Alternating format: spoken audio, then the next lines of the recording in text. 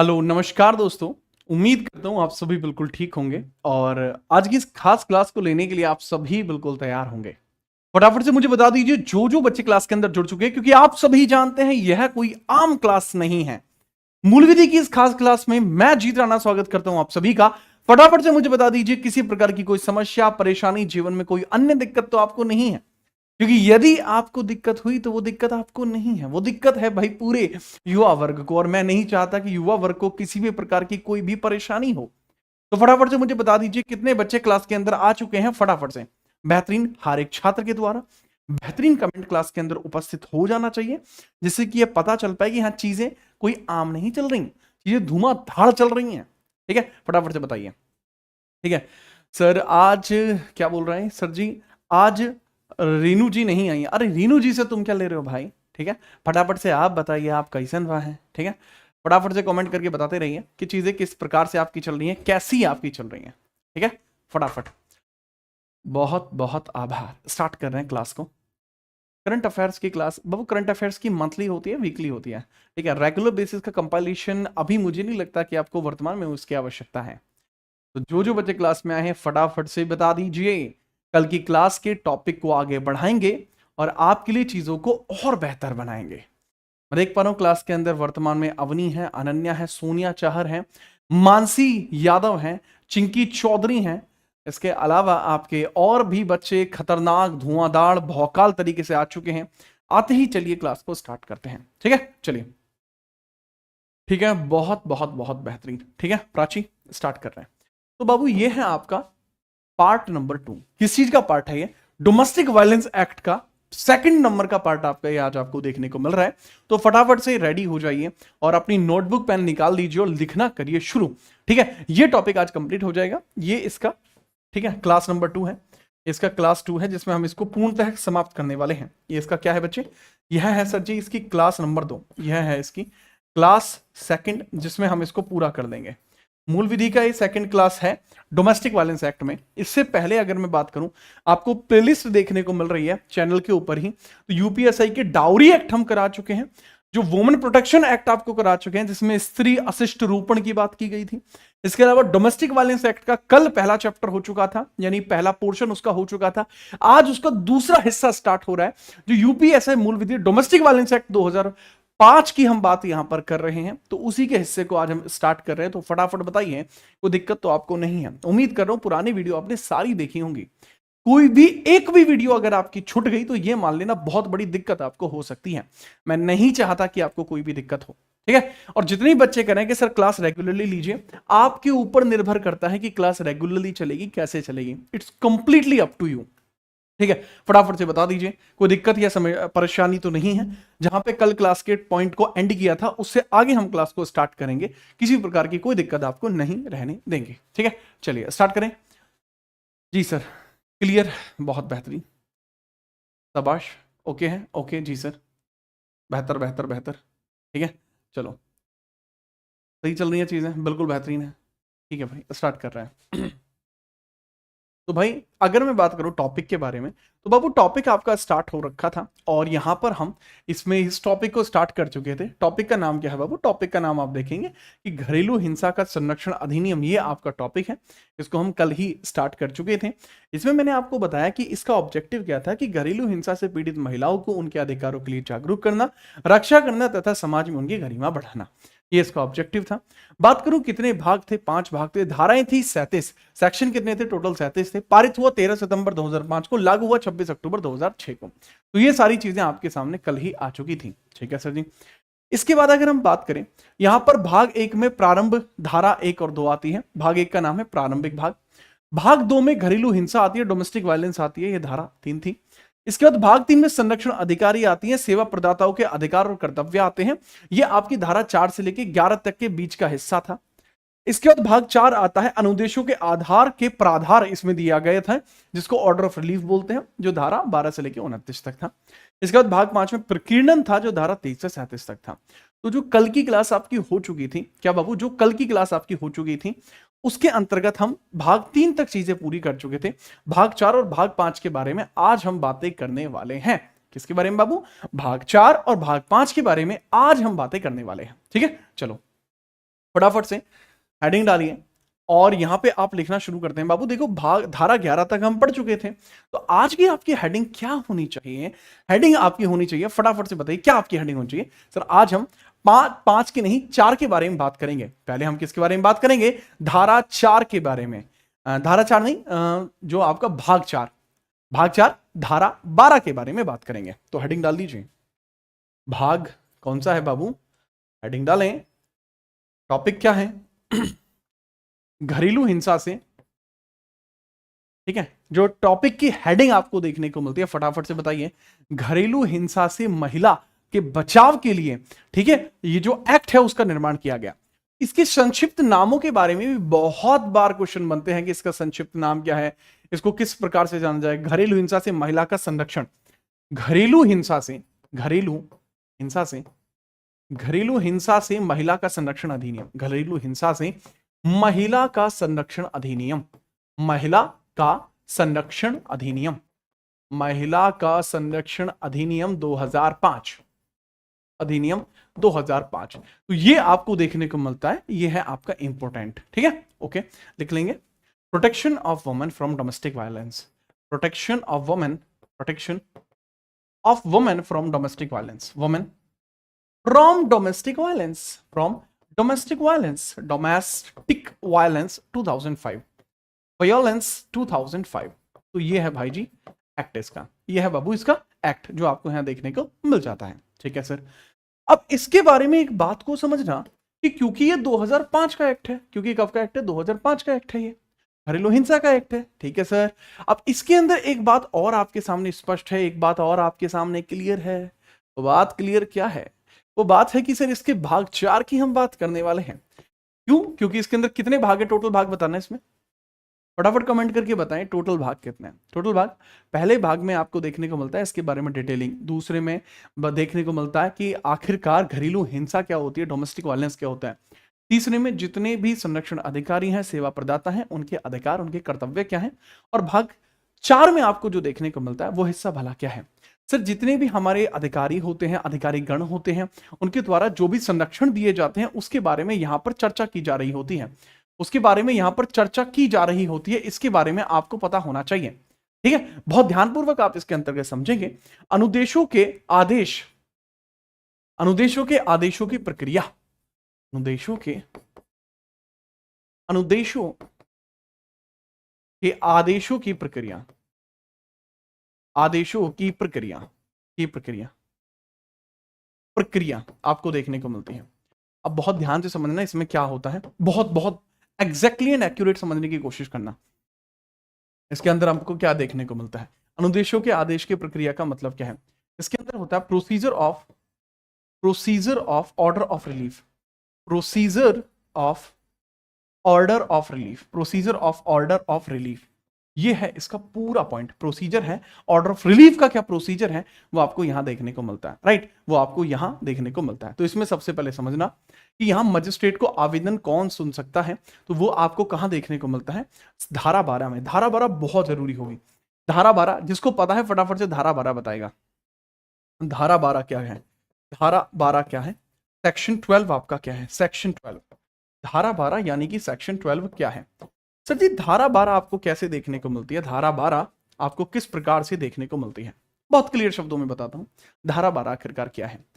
तो दरअसली सर जी जो धारा 12 है ना, इसके अंदर बताया गया है मजिस्ट्रेट को आवेदन, मजिस्ट्रेट को आवेदन आपको देखने को मिल जाएगा, मजिस्ट्रेट को आवेदन आपको देखने को मिल जाएगा, ठीक है, याद रखना, ठीक है। इसको बोलते हैं आवेदन का मतलब होता है कि आप कोई भी आप अपील कर रहे हैं या कोई भी रिक्वेस्ट आप दर्ज करा रहे हैं या एप्लीकेशन कोई भी दे रहे हैं, तो एप्लीकेशन टू द मजिस्ट्रेट, ठीक है, एप्लीकेशन टू मजिस्ट्रेट आप कह सकते हैं।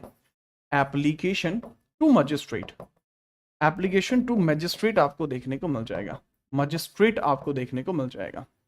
तो एप्लीकेशन टू मजिस्ट्रेट की हम बात करते हैं तो उसके बारे में थोड़ा समझना, थोड़ा उसका ध्यान रखना, ठीक है। चलो अब बताइए सर जी, देखो इसके बारे में मैं बताना शुरू करता हूं कि मजिस्ट्रेट को आवेदन जो है इसके बारे में आपको पता होना चाहिए।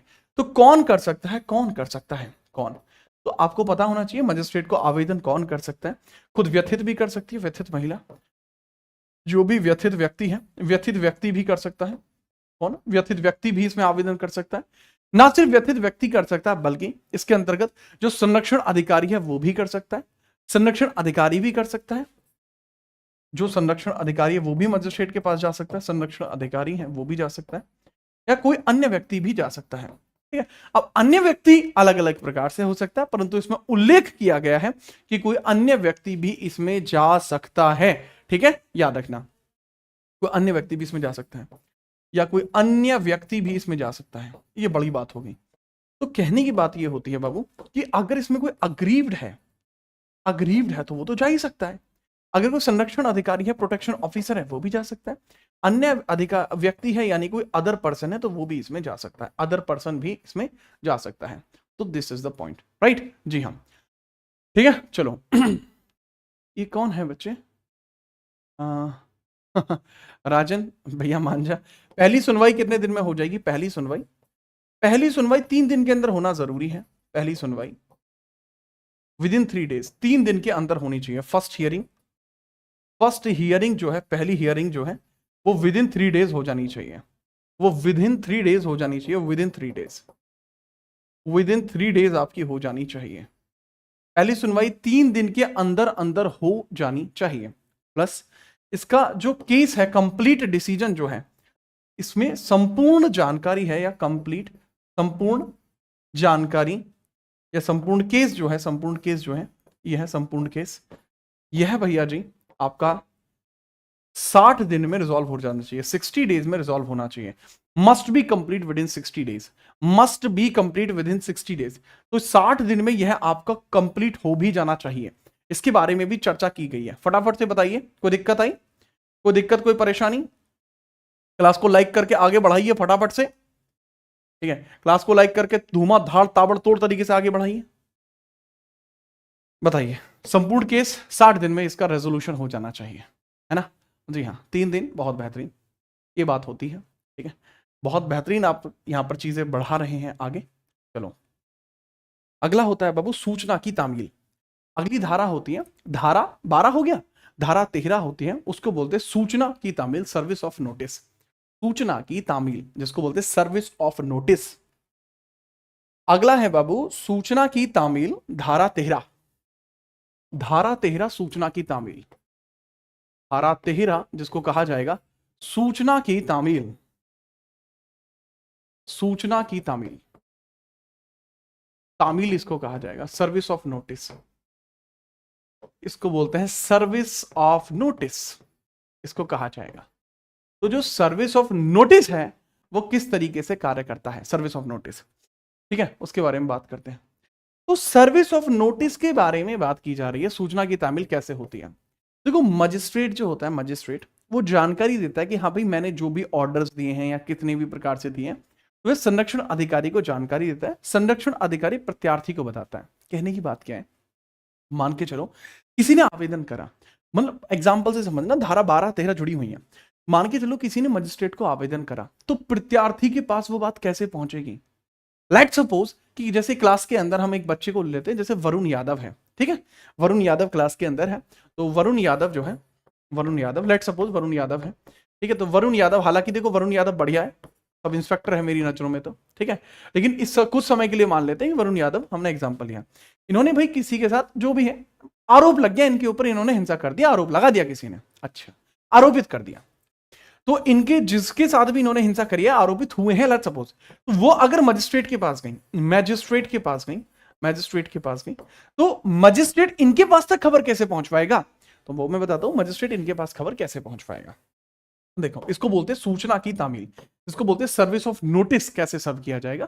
तो मजिस्ट्रेट द्वारा दिया गया आदेश, मजिस्ट्रेट का आदेश किसको दिया जाएगा? मजिस्ट्रेट का आदेश संरक्षण अधिकारी को जाएगा, संरक्षण अधिकारी को जाएगा, जो भी प्रोटेक्शन ऑफिसर है उसको जाएगा, और संरक्षण अधिकारी उस आदेश को प्रत्यार्थी तक पहुंचाएगा, और ये कितने दिन में हो जाना चाहिए? With in 2 days. यह संपूर्ण प्रक्रिया 2 दिन में पूर्ण हो जानी चाहिए, 2 दिन में पूर्ण हो जानी चाहिए। This procedure must be completed with in 2 days. ठीक है, तो ऑर्डर ऑफ मजिस्ट्रेट, जो ऑर्डर ऑफ मजिस्ट्रेट होगा मजिस्ट्रेट होगा तो ऑर्डर ऑफ मजिस्ट्रेट कहां जाएगा?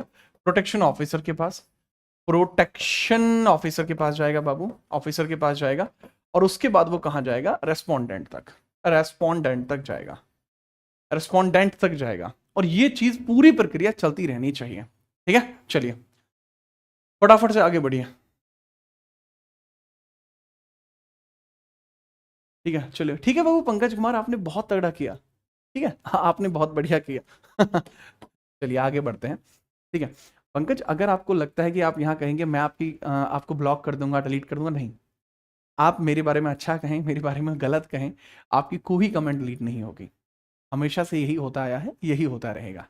ठीक है, अगर आपको लगता है कि आपको कोई समस्या है तो क्लास में जो बाकी छात्र हैं वो बता देंगे कि समस्या कहाँ पर आ रही है। ठीक है, आगे बढ़ते हैं। समस्या कहाँ पे आ रही है वो बच्चे बता देंगे। ठीक है, चलो अब हम बात करते हैं सेक्शन 14।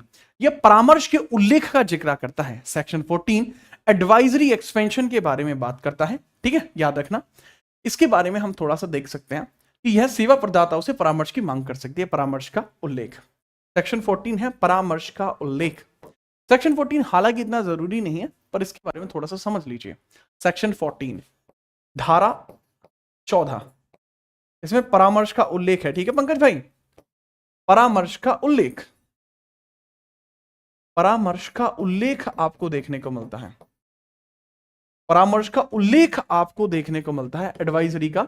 इसको बोलते हैं बेसिकली कि इसका उल्लेख अगर आप कर रहे हैं तो इसको एडवाइजरी एक्सपेंशन इसको बोला जाता है। ठीक है, एडवाइजरी एक्सपेंशन इसको बोला जाता है।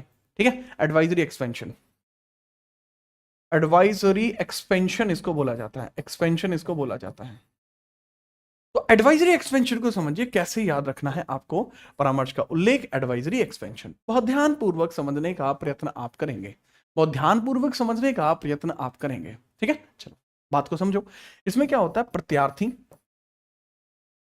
प्रत्यार्थी या जो व्यथित है, व्यथित है, व्यथित है, दोनों के लिए है। ऐसा नहीं है केवल एक के लिए है, तो ये दोनों के लिए परामर्श अगर कोई लेना चाहता है वो ले सकता है। तो कार्यवाही के किसी भी चरण पर यह दोनों अलग अलग या संयुक्त रूप से, यह दोनों अलग अलग या संयुक्त रूप से सेवा प्रदाताओं से परामर्श की मांग कर सकते हैं। प्रत्यार्थी व्यथित या दोनों संयुक्त रूप से, दोनों संयुक्त रूप से, संयुक्त रूप से, दोनों संयुक्त रूप से कार्यवाही के किसी भी चरण पर सेवा प्रदाता से परामर्श की मांग कर सकते हैं। ठीक है, संयुक्त रूप से कार्यवाही के किसी भी, कार्यवाही के किसी भी चरण पर, कार्यवाही के किसी भी चरण पर, किसी भी चरण पर सेवा प्रदाता से, सेवा प्रदाता से, सेवा प्रदाता से परामर्श की मांग कर सकते हैं, परामर्श की मांग कर सकते हैं, मांग कर सकते हैं, परामर्श की मांग कर सकते हैं, कर सकते हैं। तो ये चीज आपकी यहां लिखी हुई है।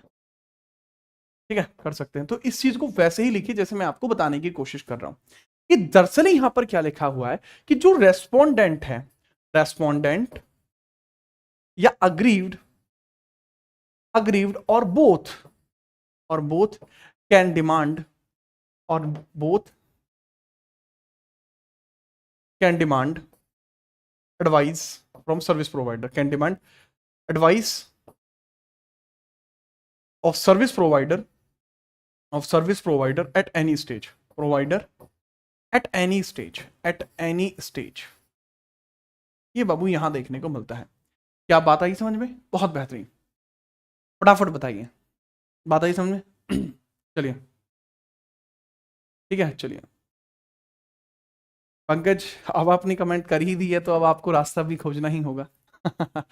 चलिए आगे मुझे बताइए, क्या आपको ये बात समझ में आई? तो अगर आप ये है, अगर आपको ये समझ में आ गया है, ये धारा 13 है, एक बार मैं रिपीट कर देता हूं कि अगर मजिस्ट्रेट ने कोई भी नोटिस जारी किया है, अगर मजिस्ट्रेट ने कोई भी नोटिस जारी किया है बच्चे, तो उसका तामील होना 2 दिन के अंदर जो है हो जाना चाहिए। इस चीज को, प्रोसेस को 2 दिन में पूरा किया जाना चाहिए कि वो जो भी जानकारी है वो रेस्पोंडेंट तक पहुंच जाए। ये 2 दिन में हो जानी चाहिए, ये बात इसके अंदर लिखी गई है, राइट। फिर परामर्श का उल्लेख है, प्रत्यार्थी है, व्यथित है या दोनों है, ये संयुक्त रूप से कार्यवाही के किसी भी चरण पर सेवा प्रदाता से परामर्श की मांग कर सकते हैं। ये सेवा प्रदाता से कह सकते हैं, परामर्श की मांग कर सकते हैं। ये चीज भी आपको यहां पर देखने को मिल जाएगी। ठीक है, चलिए अब मुझे बताइए कि धारा 13 और 14 में किसी प्रकार की कोई दिक्कत तो आपको नहीं है? अगर नहीं है तो फिर हम आगे बढ़ते हैं और बहुत बेहतरीन यहां पर बात करते हैं धारा 16 के बारे में। कार्यवाही का बंद कमरे में किया जाना, यह धारा 16 में आता है। धारा 16 में आता है, फटाफट बताइए। ठीक है, चलिए चलिए आगे बढ़ते हैं। धारा 16, धारा 16 का उल्लेख हम करते हैं। धारा 16 का, उसको भी थोड़ा ध्यान से देखिएगा। कार्यवाही का बंद कमरे में होना, ठीक है, प्रोसीडिंग्स इन क्लोज रूम, कार्यवाही का बंद कमरे में होना, कार्यवाही का बंद कमरे में होना, बंद कमरे में होना, बंद कमरे में होना। इसका मतलब क्या है? प्रोसीडिंग्स इन, प्रोसीडिंग्स इन, इन close room, close room, proceedings इन क्लोज रूम।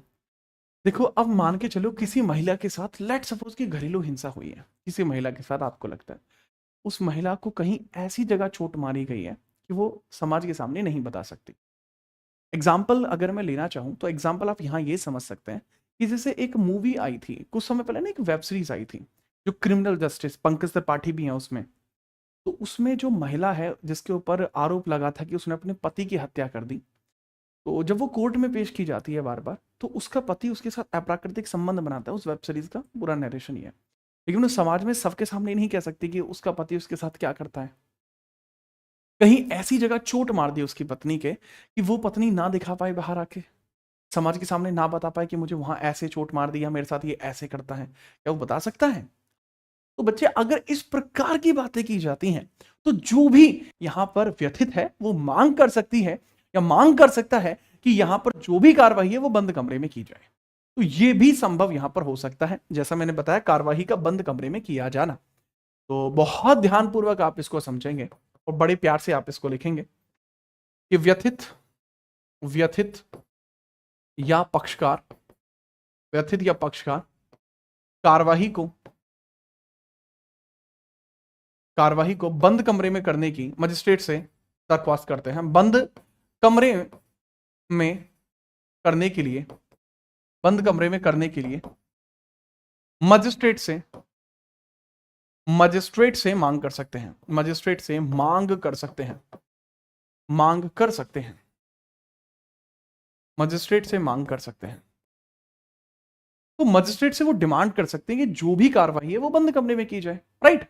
तो ये चीज संभव है। क्वेश्चंस जस्ट इसके बाद होंगे, जैसे इसको पूरा कर दूंगा तुरंत क्वेश्चंस ही हैं। आज क्वेश्चंस ज्यादा होंगे, ठीक है जी हाँ, क्वेश्चन ज्यादा होंगे। तो इसमें कहने के मतलब है कि जो अग्रीव्ड है, aggrieved can demand, aggrieved can demand, aggrieved can demand to proceed, proceed in close room, close room. तो बंद कमरे में भी प्रक्रिया की जा सकती है, यह संभवतः है, सो बहुत बेहतरीन रह सकता है। ठीक है, चलो इसके बाद हम बात करते हैं भाई, इसके बाद अगली जो धारा आती है जो बहुत बहुत जरूरी है वो होती है संरक्षण आदेश, संरक्षण आदेश। ठीक है, चलिए अब ये धारा 18 में आता है। यहां धारा 18 नहीं आ सकती, इसलिए मुझे धारा 18 अगले पेज पर लिखवानी पड़ेगी। ठीक है, धारा 18 मुझे अगले पेज पर लिखवानी पड़ेगी। ठीक है, आगे बढ़िए, तैयार हैं आप? धारा लिखे, जो संरक्षण जितने भी आदेश हैं उसके लिए आप तैयार हैं? फटाफट बताओ संरक्षण आदेश के बारे में, फटाफट बताते नहीं हो तुम, और क्लास को लाइक भी नहीं कर रहे हो, बहुत गलत बन रहे हो आज तो, बिल्कुल मतलब दुष्ट बन रहे हो। क्या कह दी भला, ऐसे कैसे चल पाएगा मेरे भाई? ठीक है आगे बढ़िए, धारा 18 की बात करते हैं संरक्षण आदेश, धारा 18 संरक्षण आदेश बहुत जरूरी होगा। धारा 18 संरक्षण आदेश, संरक्षण आदेश। अब ये संरक्षण आदेश को क्या बोलते हैं? Protection orders. ये कब जारी किए जाते हैं, क्या है इसका मतलब? इसको प्रोटेक्शन ऑर्डर्स बोलते हैं। अच्छा, मेरी बात को ना बहुत ध्यान से समझना, बड़े प्यार से समझना। ये बहुत जरूरी होगा। जैसे मान के चलो कि ये महिला है, मान के चलो ये महिला है, इनके साथ घरेलू हिंसा हो रही है, ये जाती है मजिस्ट्रेट के पास। ये कहां गई? मजिस्ट्रेट के पास। मजिस्ट्रेट के पास ये गई, मजिस्ट्रेट के। तो मजिस्ट्रेट क्या करेगा? इन्होंने कही कि मेरे साथ घरेलू हिंसा हो रही है, घरेलू हिंसा हो रही है। तो मजिस्ट्रेट क्या करेगा? तुरंत मुझे बताओ मजिस्ट्रेट क्या कर देगा? अगर मान के चलो मैं आपको मजिस्ट्रेट मान रहा हूं, let suppose you are magistrate, let suppose you are magistrate, आप मजिस्ट्रेट, आप क्या करेंगे? तुरंत आप क्या एक्शन लेंगे? जब तक आप ये चीज नहीं सोच सकते तब तक आप सब इंस्पेक्टर बनने के बारे में भी नहीं सोच सकते। कल को जब आप सब इंस्पेक्टर बनेंगे, आपको सभी के नजरिए से सोचना पड़ेगा कि अगर मैंने इस व्यक्ति को ये कह दिया तो ये क्या कर सकता है। अगर मैंने जज साहब को ये कह दिया, जज साहब क्या कहेंगे, मेरी क्या जिम्मेदारी है, वो आपको सोचनी चाहिए। ठीक है, चलिए देखो, अगर आपके सामने या मजिस्ट्रेट के सामने कोई व्यक्ति आया तो मजिस्ट्रेट की जगह आप होते, आप क्या करते? आप तुरंत तो किसी को दोषी नहीं ठहराते, या तुरंत ही कह देते अच्छा तेरे पति ने घरेलू हिंसा करी है, ठीक है, उस पर बीएनएस की धारा 85 के खिलाफ केस दर्ज होता है और जाओ, उसको सजा होगी 10 साल की। एक दिन में तो सजा नहीं दोगे, एक दिन में तो सजा नहीं दोगे, नहीं। आप महिला से पूछोगे आप क्या चाहती हैं, आप प्रोटेक्शन ऑर्डर्स चाहती हैं, संरक्षण आदेश चाहती हैं, तो आप ये छोटी छोटी चीजें उसके लिए कर सकते हो ड्यूरिंग द प्रोसेस। बच्चे, ये ड्यूरिंग द प्रोसेस हो सकता है। क्या हो सकता है? ड्यूरिंग द प्रोसेस हो सकता है कि अभी मामला सिद्ध नहीं हुआ है, लेकिन अभी घरेलू हिंसा जो चल रही है कि केस के दौरान वो हिंसा ना चले, इसलिए संरक्षण आदेश जारी किए जाते हैं। केस चलने के दौरान की बात है, ये तुरंत सिद्ध नहीं हो जाता केस, तो उस दौरान संरक्षण आदेश जारी किए जाते हैं। तो इसमें क्या है? व्यथित महिला के पक्ष में, व्यथित महिला के पक्ष में, महिला के पक्ष में, व्यथित महिला के पक्ष में मजिस्ट्रेट द्वारा, मजिस्ट्रेट द्वारा, व्यथित महिला के पक्ष में मजिस्ट्रेट द्वारा, बहुत जरूरी ही काम किया जाता है भाई साहब। तो व्यथित महिला के पक्ष में मजिस्ट्रेट द्वारा, ठीक है, प्रत्यार्थी के खिलाफ, व्यथित महिला के पक्ष में मजिस्ट्रेट द्वारा प्रत्यार्थी के खिलाफ, प्रत्यार्थी या फिर प्रत्यार्थी पर निम्नलिखित रोक लगाई जा सकती है, निम्न रोक लगाई जा सकती है, लगाई जा सकती हैं, लगाई जा सकती हैं, सकती हैं। तो इस चीज को आप ऐसे लिखेंगे, ठीक है। चलिए, magistrate can, magistrate can prohibit, magistrate can prohibit, magistrate can prohibit respondent in such ways, in such ways. अब कैसे कैसे उसको रोका जा सकता है? जो हिंसा कर रहा व्यक्ति है, आप उसको कैसे कैसे रोक सकते हैं? पहला, सर घरेलू हिंसा पर रोक लगा दीजिए, उससे कह दीजिए कि भाई घरेलू हिंसा नहीं करनी है, घरेलू हिंसा न करने पर का आदेश देना है, घरेलू हिंसा पर रोक, घरेलू हिंसा न करने या फिर घरेलू हिंसा करने पर रोक। उससे कह देंगे कि भाई तेरे जिस भी काम से घरेलू हिंसा हो रही है तो उस काम को रोक दें, ठीक है। Prohibit of domestic violence, prohibit, prohibit domestic violence, कि तुरंत रोक दे भाई। अगर तुम्हारे किसी काम से घरेलू हिंसा हो रही है, वो काम तुरंत रोक दो तुम, पहला। दूसरा, कहेंगे कि अगर घरेलू हिंसा में वो किसी प्रकार से, मतलब खुद तो घरेलू हिंसा नहीं कर रहा, किसी और की मदद कर रहा है जो घरेलू हिंसा कर रहा है, तो घरेलू हिंसा में मदद भी नहीं करनी है, घरेलू हिंसा के कार्य में मदद पर रोक, घरेलू हिंसा के कार्य में मदद पर रोक, में मदद पर रोक, में मदद पर रोक। Prohibit help of domestic violence, prohibit help of domestic violence, help of, prohibit help of domestic violence. ये कैसे होता है सर जी? ये कैसे होता है सर? ये समझ में नहीं आया भैया। क्या डोमेस्टिक वायलेंस सिर्फ हस्बैंड करता है? क्या पता सास मारती हो इसकी, क्या पता इसकी देवरानी जेठानी मारती हो, और ये क्या करता हो, ये अपनी पत्नी को बार बार डांट देता हो जिससे कि उनके हौसले और बुलंद होते हो। तो हिंसा नहीं कर रहा, करवा तो रहा है, उस चीज पर रोक लग जाएगी। नेक्स्ट है बच्चे, ऐसा ही नाम का एक बच्चा है जो बार बार कमेंट कर रहा है, बेटा पढ़ने पे ध्यान दे लो। हाँ हाँ, वो ज्यादा बढ़िया रहेगा, क्या कहते हो? ठीक है। अच्छा, बता देंगे भैया कितनी क्लास लगेंगी, इसकी पहली क्लास देख लेना, उसमें मैंने बताई हुई है ये बातें जो आप पूछ रहे हो, है ना। हाँ, ठीक है। अब इसके बाद देखो भाई, इसके आगे कौन सा है, इसमें तीसरा क्या है कि वो जो व्यथित महिला है उससे संपर्क करने पर रोक लगा देगा, सभी प्रकार से संपर्क करने पर रोक।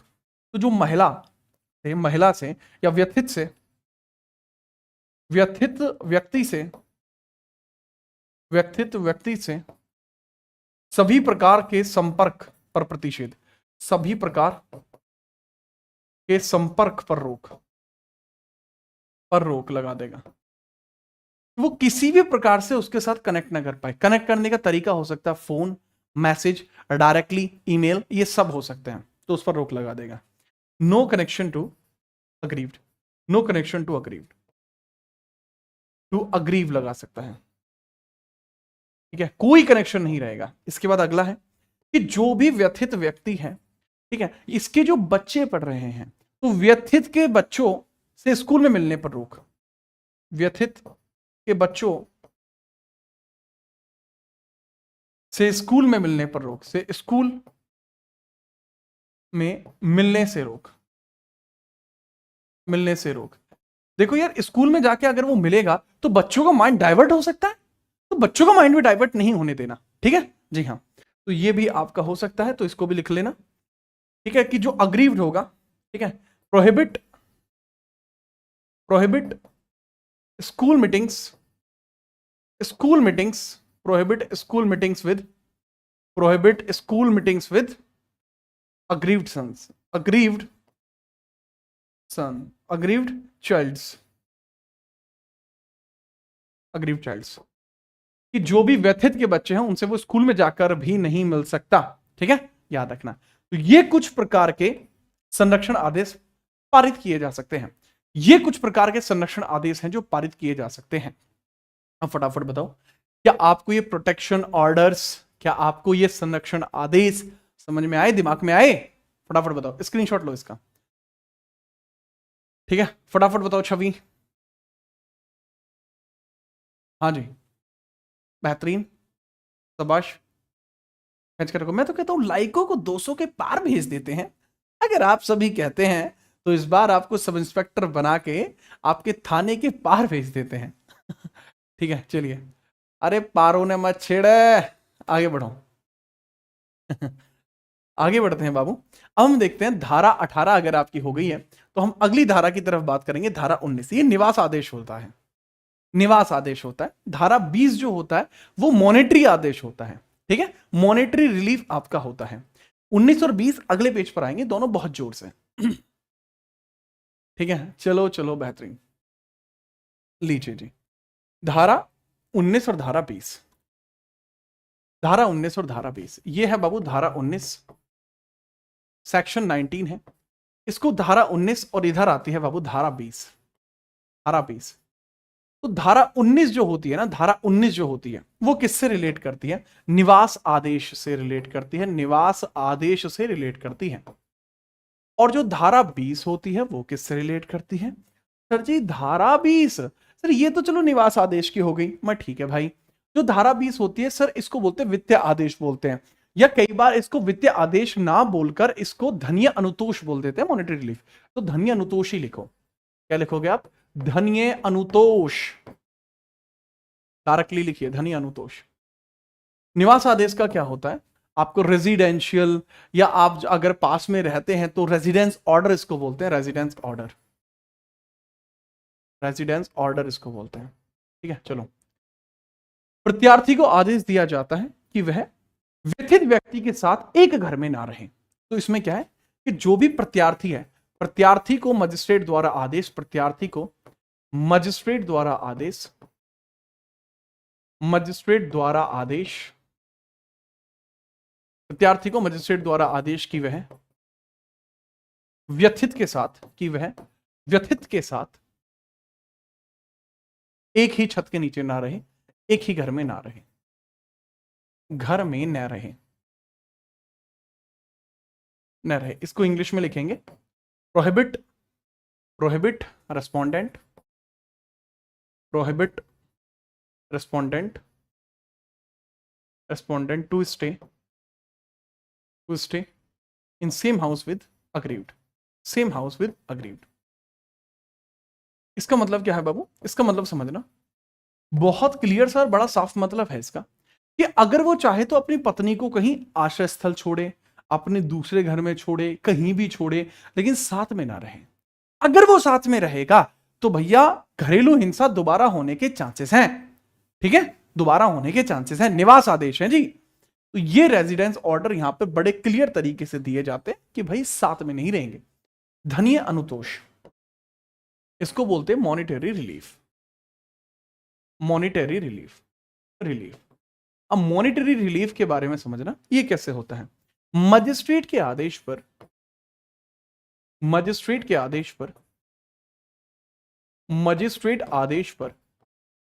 प्रत्यार्थी द्वारा व्यथित को दिया गया हर्जाना,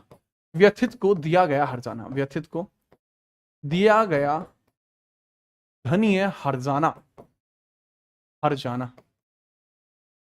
कंपनसेशन, ठीक है, ऑन मैजिस्ट्रेट ऑर्डर,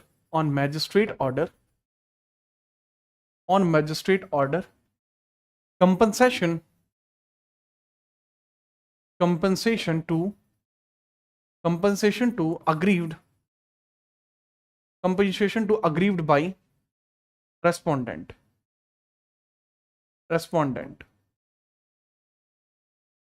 तो ये भी इसमें संभवतः है, बहुत इंपॉर्टेंट आपको देखने को मिल जाएगा मॉनिटरी रिलीफ। अब ये है इसलिए दिया जा सकता है, देखो बच्चे, चिकित्सा के लिए दिया जा सकता है, या कोई भी सामान अगर टूट गया है, संपत्ति का नुकसान है तो दिया जा सकता है, ऐसे। अब मान के चलो, बहुत मैं प्यारी सी बात बताता हूं, आपको समझ में आ जाएगी। मान के चलिए दो पति पत्नी है, ठीक है, लेट्स सपोज दो पति पत्नी है, हम लेते हैं एग्जांपल, ये पति पत्नी है, ये पति पत्नी आपको भाई देखने लग रहे हो, वो ध्यान से मेरी बात ना सुनियो। अब या छोरी के दोहरा गई, ठीक है, तो पता रहे ताकि आपको छोरी कौन सी है, तो ये छोरी इसके दोहरा गई, इस तरह के कहा कि जी मैंने तो अपने बहन के घर जाना था और आप मैंने लेके नहीं जा रहे, कितनी गलत बात है, ये वो फलाना ठिकाना, इन्होंने आपस में ऐसे बात करी, जो भी है।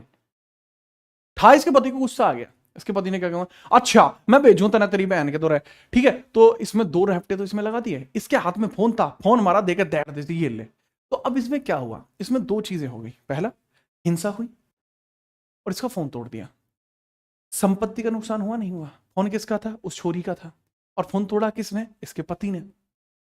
फिर भाई घरेलू हिंसा के मामले में यह छोरी पहुंची मजिस्ट्रेट के दौरान, मजिस्ट्रेट तो इसने कही कि देखो जी मेरी गल मारपीट करे है और मेरा फोन भी न तोड़ दिया। तो मजिस्ट्रेट इसके लिए पूछेगा कि जी आप क्या चाहती हो, क्या वो आपके दौरे रहवे ना रहवे, यानी कि वो उसके निवास आदेश जारी करे, लेकिन कह लेगी रहन तुम दो, कोई दिक्कत नहीं है, लेकिन मुझे मेरे फोन के पैसे चाहिए। बहुत बढ़िया, अगर फोन के पैसे चाहिए तो धनीय अनुतोषण जारी किया जा सकता है और यहां पर यह मदद ली जा सकती है। अब पता लगे कि जब इसने इस अपनी वाइफ पे हाथ छोड़ा था तो उसको चोट भी लग गई, तो चिकित्सा के भी तो पैसे कौन देगा, वही देगा, ठीक है, चिकित्सा के पैसे कौन देगा, वही देगा। तो ऐसी परिस्थिति में ये जो धनीय अनुतोषण का प्रयोग है वो किस लिए किया जा सकता है, चिकित्सा के लिए, मेडिकल ट्रीटमेंट के लिए किया जा सकता है। किसके लिए, मेडिकल ट्रीटमेंट के लिए किया जा सकता है, ट्रीटमेंट के लिए किया जा सकता है, मेडिकल ट्रीटमेंट के लिए। दूसरा भाई सामान की क्षति के लिए किया जा सकता है, कोई सामान की क्षति हो गई है, सामान की क्षति के लिए किया जा सकता है, ठीक है। चलो, कोई भी अगर गुड्स डिस्प्यूट है, गुड्स डिस्प्यूट हो सकती है, या फिर अन्य कुछ अदर्स के लिए भी किया जा सकता है, अन्य अदर्स। अब अदर्स में कई अलग अलग प्रकार से हो सकते हैं, पता लगे कि अपनी मौसी की चोरी क्या देने हो इन्हें, कोई बात उधार दे रखे हो इसने, तो यो भी इसके अंदर संभव आपका हो जाएगा। तो ये आपका सेक्शन 20 हो जाता है, ठीक है। चलो फटाफट से, इसके बाद आता है बच्चे अभिरक्षा आदेश, कस्टडी। अभिरक्षा आदेश होता है आपका, कस्टडी की बात होती है, कस्टडी ऑर्डर्स, ठीक है। चलो, अभिरक्षा आदेश होता है जो कस्टडी ऑर्डर्स होते हैं, जो आपको देखने को मिलते हैं सेक्शन 21 धारा 21 में देखने को मिलते हैं। फटाफट लिखिए, धारा 21 में आपको देखने को मिलता है कस्टडी आदेश। धारा 21 में आपको क्या देखने को मिलता है, कस्टडी ऑर्डर्स, अभिरक्षा आदेश, कस्टडी ऑर्डर्स आपको देखने को मिलते हैं, जिसको हम बोलते हैं अभिरक्षा आदेश। कस्टडी किसको मिलेगी, बच्चों की, अभिरक्षा आदेश, अगर कोई 8 साल से छोटा बच्चा है, डायरेक्टली आप लिखेंगे बच्चों की जो कस्टडी है, यानी बच्चे किसके दोहरे रहेंगे, तो बच्चों की कस्टडी किसको मिलेगी, माता जी को। बच्चों की कस्टडी महिला को मिलेगी। बच्चों की जो अभिरक्षा है, या कस्टडी आप कह सकते हैं, कस्टडी है, कस्टडी यानी अभिरक्षा है, वो किसको मिलेगी, बच्चे किसके पास रहेंगे, अभिरक्षा माता को मिलेगी, माता के पास रहेगी, माता के पास होगी। बच्चे होंगे माता के पास, माता के पास रहेंगे बच्चे, बच्चों की कस्टडी माता को मिलेगी। और जो भी इसके अंदर प्रत्यार्थी है वो बच्चों से नहीं मिलेगा, प्रत्यार्थी बच्चों से नहीं मिलेगा, प्रत्यार्थी का बच्चों से मिलने पर रोक, प्रत्यार्थी पर रोक लगाई जाएगी, प्रत्यार्थी पर बच्चों से न मिलने पर रोक, बच्चों से मिलने पर रोक, मिलने पर रोक, मिलने की रोक, इसके ऊपर रोक लगाई जाएगी कि बच्चों से नहीं मिल सकता। तो प्रत्यार्थी पर बच्चों से मिलने पर रोक लगाई जाएगी। धारा 21 में क्लियर किया जाएगा कि प्रत्यार्थी बच्चों से नहीं मिल सकता, प्रत्यार्थी बच्चों से नहीं मिल सकता। ठीक है, फटाफट से बताइए, प्रत्यार्थी बच्चों से नहीं मिल सकता, यह चीज भी इसमें क्लियर तरीके से बताई जाती है। फटाफट से बताओ, बिना किसी परेशानी के। मुझे नहीं लगता कि आपको कोई भी समस्या है तो फटाफट से बता दीजिए कि समस्या है। चलिए फिर हम आगे बढ़ते हैं। कोई समस्या आई? मेरे ख्याल से तो नहीं आई होगी। ठीक है, चलो इसके बाद धारा 24 आप देखिए, धारा 24 आप देख लीजिए। धारा 24 ना देखने पर प्रतिकर या हर जाने का आदेश आप देख सकते हैं, कंपनसेशन ऑर्डर्स और देख सकते हैं। धारा 22 देख लो, चलो धारा 22 धारा 24 एक बार में देख लेता हूं। प्रतिकर आदेश हो सकता है आपका, प्रतिकर आदेश।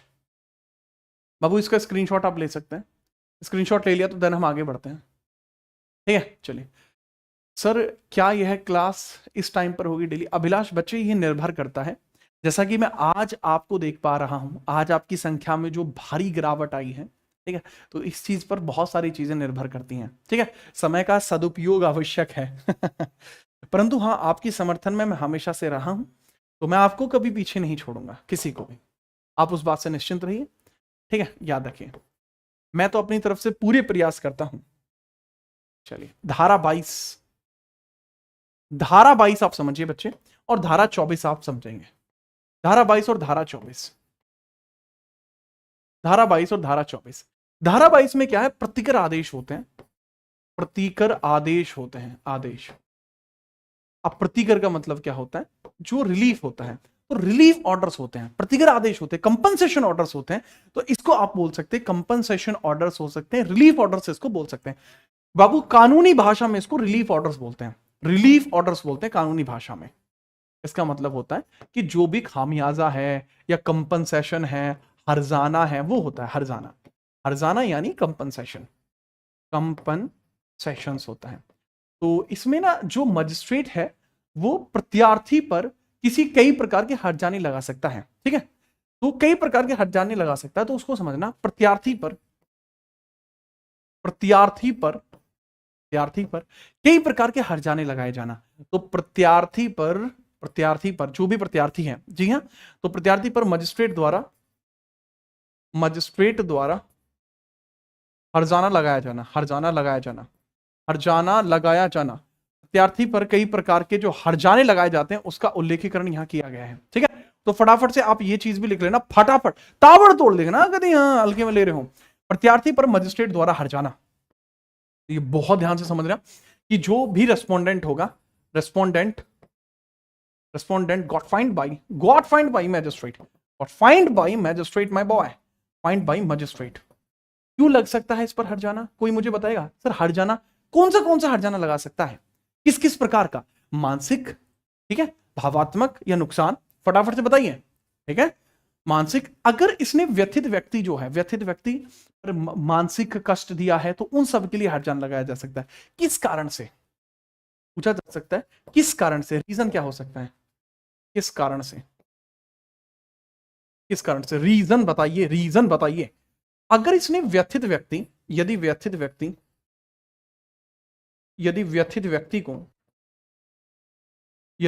व्यक्ति को कष्ट दिया हो, मानसिक कष्ट, यदि व्यथित व्यक्ति को इसने मानसिक कष्ट दिया हो, मेंटल पीस उसका डिस्टर्ब कर दिया हो, मानसिक कष्ट दिया हो, या फिर जो भी व्यथित व्यक्ति है उसको भावात्मक या भौतिक कष्ट दिया हो, भावात्मक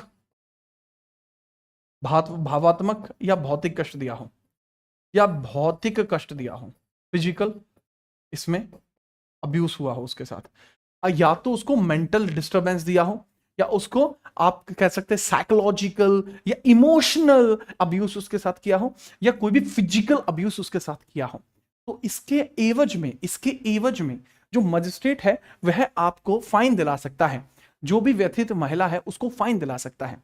देखो दोबारा समझाता हूं, किसी के साथ तो कोई दिक्कत हुई, वो दिक्कत किसी भी प्रकार की हो सकती है महिला के साथ, वो भले ही साइकोलॉजिकल मानसिक है, ठीक है, या आप कह सकते हैं जो भी फिजिकल है, या कह सकते हैं इमोशनल है, तो किसी भी प्रकार की जो भी घटनाक्रम यहां पर घटा है उन सभी के लिए फाइन दिला सकता है मजिस्ट्रेट, ठीक है, फाइन दिला सकता है मजिस्ट्रेट, ठीक है, ठीक है। अब जो भी मजिस्ट्रेट है उसके द्वारा जो भी आदेश दिए जाएंगे उसको पक्षकारों को फ्री में अवेलेबल कराने की जिम्मेदारी संरक्षण अधिकारी की है। मजिस्ट्रेट के द्वारा पारित आदेशों को मजिस्ट्रेट द्वारा मजिस्ट्रेट द्वारा पारित आदेशों को मजिस्ट्रेट द्वारा पारित आदेशों को संरक्षण अधिकारी के द्वारा निशुल्क उपलब्ध कराना, संरक्षण अधिकारी द्वारा पक्षकारों को निशुल्क उपलब्ध कराना, पक्षकारों को निशुल्क उपलब्ध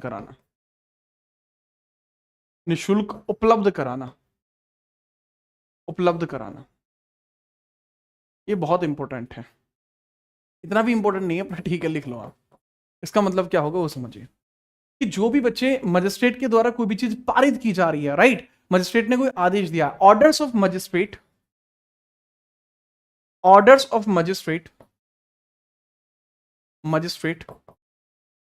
procure to both groups by protection officers without cost। तो बाबू ऐसा भी संभव है, हाँ जी ये संभव है, तो पुलिस वाला पैसे नहीं लेगा आपसे, नोट करिए, फिर आगे बढ़ते हैं।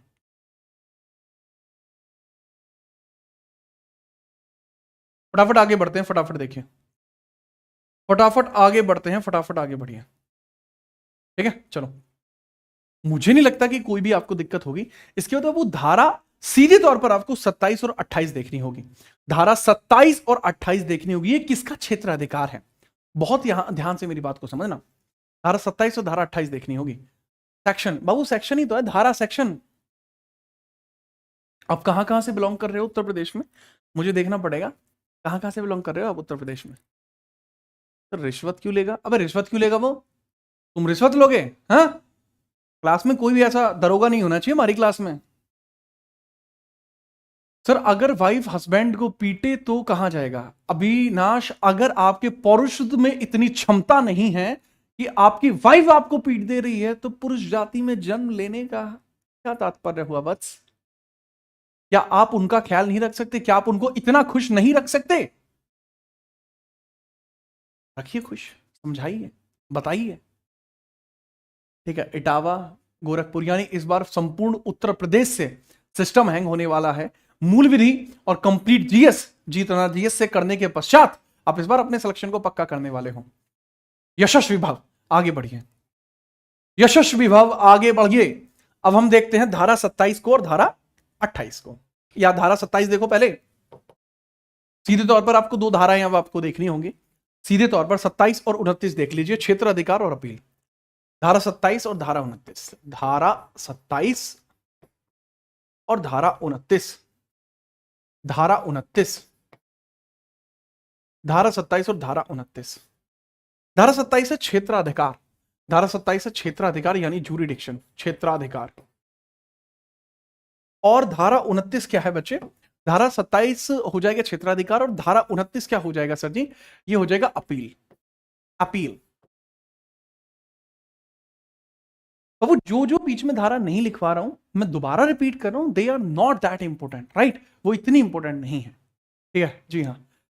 अब फटाफट से आप नोट करिए, ठीक है, एक बच्चा कह रहा है सर मैं लंदन से हूं, आय हाय कोई बात नहीं, आपके लिए वाइफ वेस्ट इंडीज से आएगी, टेंशन क्यों ले रहे हैं आप? आप खुल के खेलना फिर, ये बढ़ो, मजा ले रहा है लड़का, बताओ इसे ये पता नहीं है मजा किससे लेने की कोशिश कर रहा है, हैं? आगे बढ़िए बस, यहाँ ध्यान दो यहाँ ध्यान दे लो बहुत प्यार से, ठीक है। तो क्षेत्र अधिकार जुरिडिक्शन की बात है, तो यह मामले कहां पर दर्ज कराए जाएंगे? मामले कहां दर्ज कराए जाएंगे?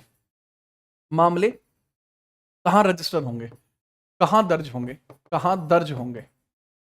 मामले कहां दर्ज होंगे, बात है ये, कहां दर्ज होंगे बताइए, मैटर्स कहां दर्ज होंगे? तो ये सर होंगे जो भी JMFC होगा, judicial magistrate of first class होगा, वहां पर दर्ज होंगे। Judicial magistrate of first class के पास, JMFC के यहां पर जुडिशियल मजिस्ट्रेट फर्स्ट क्लास, प्रथम श्रेणी का जो भी आपका न्यायिक जज होगा, प्रथम श्रेणी न्यायिक जज, प्रथम श्रेणी न्यायिक जज, प्रथम श्रेणी का जो भी न्यायिक जज होगा, वहां पर मामले दर्ज कराए जा सकते हैं। Judicial magistrate of first class, क्या बाबू? Judicial magistrate, judicial magistrate of first class, of first class, of first class आपको देखने को मिल जाएगा, judicial magistrate of first class, right, that is very good. इसी के अंतर्गत एक पॉइंट और क्रिएट करना, एक पॉइंट और लिख लेना, दिया गया जो निर्णय होगा वो संपूर्ण भारत में परिवर्तनीय होगा। दिया गया निर्णय संपूर्ण भारत में परिवर्तनीय है, दिया गया निर्णय संपूर्ण भारत में परिवर्तनीय है, निर्णय संपूर्ण भारत में परिवर्तनीय है, संपूर्ण भारत में परिवर्तनीय है, भारत में परिवर्तनीय है, परिवर्तनीय, वर्तनीय आपको देखने को मिल जाएगा। Enforceable in whole India, decision of magistrate, magistrate enforceable in whole India, enforceable in whole India, enforceable in whole India, पूरे भारत में यह लागू होगा बाबूजी, पूरे भारत में लागू होगा, इसके बारे में याद रखना, बहुत बेहतरीन। अब यहां पे समझना अपील के बारे में, अपील। अब मान के चलिए कि जो अपने जज हैं उन्होंने कोई निर्णय दिया, आप उससे संतुष्ट नहीं है, let suppose any decision given by जज and you are not satisfied, और आप सेटिस्फाइड नहीं, क्या करोगे जी? ठीक है, क्या करोगे? फटाफट बताओ क्या करोगे आप। देखो अगर मैं बात करूं ना, अगर दिए गए निर्णय से आप सेटिस्फाई नहीं है तो आप 30 दिन के अंदर आप री अपील कर सकते हैं। इसमें व्यथित, व्यथित या प्रत्यार्थी, प्रत्यार्थी सेशन कोर्ट में, सेशन कोर्ट में, सेशन कोर्ट में, कोर्ट में मजिस्ट्रेट के निर्णय देने के 30 दिन बाद, मजिस्ट्रेट के निर्णय के 30 दिन बाद, निर्णय के 30 दिन के भीतर, निर्णय के 30 दिन में अपील कर सकते हैं, अपील कर सकते हैं, appeal in session court with in 30 days, appeal in session court कहां कर सकते हैं बाबू? सेशन कोर्ट में कर सकते हैं, और कितने दिन में कर सकते हैं? 30 दिन में, with in 30 days, with in 30 days, 30 दिन के भीतर भीतर अपील हो जानी चाहिए भाई साहब, 30 दिन के भीतर भीतर अपील हो जानी चाहिए। फटाफट बताइए, फटाफट बता दीजिए, कोई दिक्कत आई? कोई दिक्कत आई है तो फटाफट बताओ, नहीं तो आगे बढ़ रहे हैं, स्क्रीनशॉट लो इसका।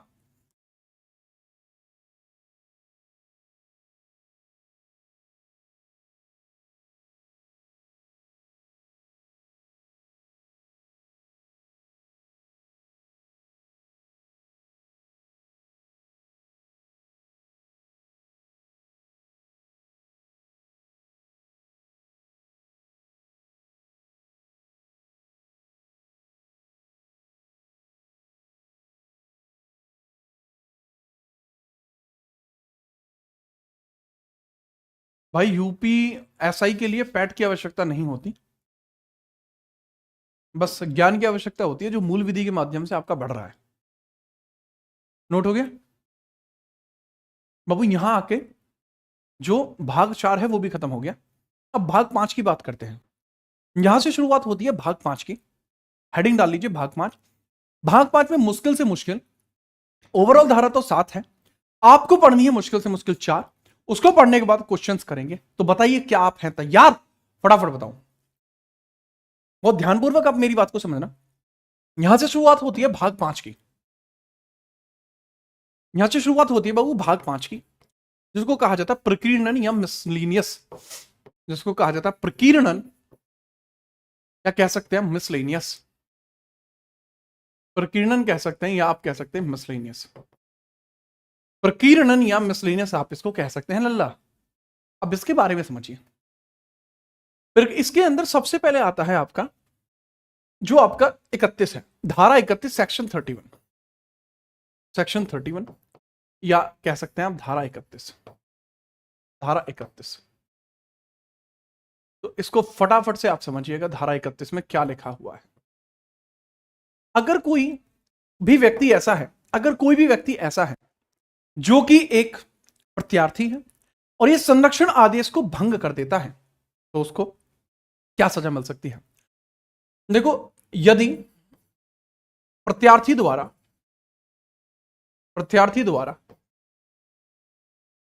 संरक्षण आदेश, बाबू संरक्षण आदेश किस धारा में बताया गया है? संरक्षण आदेश, फटाफट आंसर करिए, ये किस धारा में बताया गया है?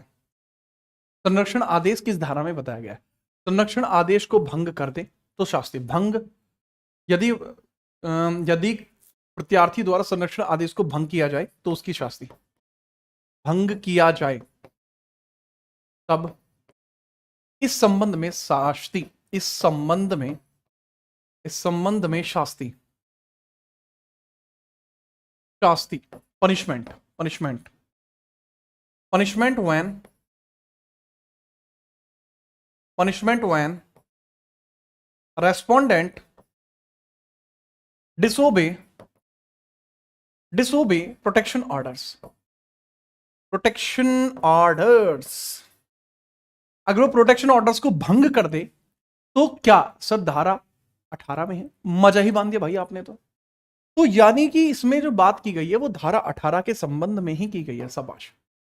ना कि सिर्फ धारा 18 बल्कि धारा 19, 20, 21, 22 इन चारों के संदर्भ में बातें की गई हैं। 18, 19, 20, 21 के बारे में बात की गई, 22 नहीं है। 18, 19, 20, 21 चार धाराओं की बात है। अगर ऐसा कुछ किया जाता है तो भाई कारावास कितनी होती है? कारावास कितनी होती है? अप टू कितना? 1 ईयर, 1 साल तक की सजा इसमें होती है, 1 साल तक की सजा इसमें होती है।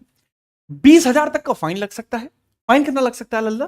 फाइन लग सकता है इसमें 20,000 और फाइन इसमें लग सकता है कितना, यानी जुर्माना कितना लग सकता है? जुर्माना 20,000 लग सकता है। जुर्माना कितना लग सकता है? जुर्माना दैट इज 20,000। 20,000 लग सकता है या बोथ इसमें लग सकता है, ठीक है, या फिर बोथ भी लग सकता है। ईदर और बोथ आपको देखने को मिल सकता है। ईदर और बोथ आपको देखने को मिल सकता है। Very good. लाइक नहीं कर रहे हो, मुझे बड़ा गम रहेगा इस बात का कि तुमने लाइक ना किया, और हम जिसे लाइक करते रहे हर समय उसने किसी और को लाइक किया, ये गलत बात है, ठीक है। यहां मेरी बात को समझना। अच्छा, यहां अब कुछ बच्चों के दिमाग में क्या आएगा कि अच्छा सर जी, अगर घरेलू हिंसा हो गई तो बस 1 साल की सजा मान के चलो। मुझे एक बात बताना, बड़े प्यार से पूछ रहा हूं, हाँ या ना में आपको जवाब देना है। ये कोई आदमी है, ठीक है, बहुत तगड़ा ही बनाना पड़ेगा मुझे। Let suppose this is any person, इसका नाम क्या है?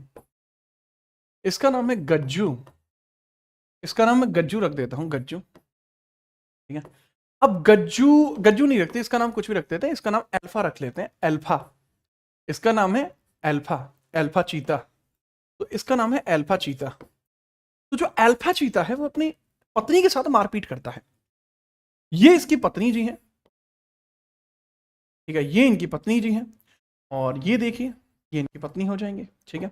तो जो अल्फा भाई हैं ये अपनी पत्नी पे पिटाई कर देते हैं, ठीक है। तो इनकी पत्नी के देखो, यहां से मैंने खून भी निकाल दिया थोड़ी सी, बस आपको पता लगने के लिए हाथ पे थोड़ी सी चोट मार दी है, आपको बता रहे हैं। अगर इन्होंने अपनी पत्नी के साथ कोई मारपीट करी तो इनको सजा कितनी मिल सकती है? इनको सजा कितनी मिल सकती है? सजा कितनी मिलेगी? और सजा कितनी मिलेगी? पहला पॉइंट है, सजा कितनी मिलेगी? पहला पॉइंट है। फाइन कितना लग सकता है, ये दूसरा पॉइंट है। बताइए सजा फाइन कितनी मिलेगी? ठीक है, फटाफट। ठीक है चलिए, तो इसका नाम ढकोलू रख लो। पर राजन तू नहीं मानेगा भाई, राजन नहीं माना भाई छोरे। कितनी सजा मिल सकती है बताओ? ठीक है चलो फटाफट। सर अरे बेटा, लाइव होने ना होने से फर्क नहीं पड़ता, सिलेक्शन जिसका होना है वो यहां पर उपस्थित है, टेंशन फ्री रहो। फटाफट बताइए। अरे बताते हो नहीं बताते हैं? पत्नी का नाम फूलमतिया, फूलमतिया को मत छेड़ भाई। जो पूछा है ये बताओ फटाफट से।